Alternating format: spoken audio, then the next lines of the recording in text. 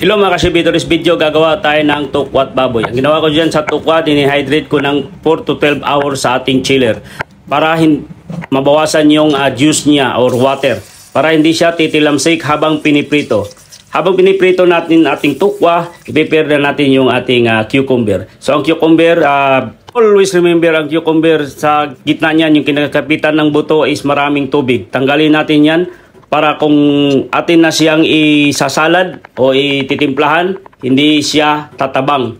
Kasi yung iba nagtataka sila ba't tinimplahan na nila tapos biglang tumabang dahil sa juice ng ating cucumber, for your information. So maglagay ako dito ng white onion para i-perfect pairing sa ating para maganda din tingnan yung ating salad. So ginger kailangan na finely chop para hindi mo makain ng buo, para hindi siya maanghang. Then chili konti lang, depende sa inyo kung damihan nyo ng chili, nasa sa inyo yan. Tapos ready na, lagyan natin ng black pepper powder, then lagyan natin ng suka, then lemon or lime, depende sa inyo. Then pigain natin ng kutsara para hindi masayang yung ating juice ng lemon. Lagyan natin ng bitchin, depende sa inyo kung anong panlasa, then salt.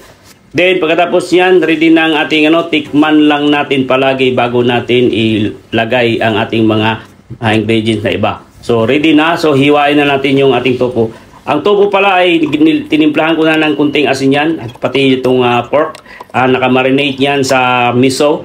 Then mikos-mikos lang natin, ready na ang ating tukwat baboy. Gano'n lang kadali. Alright.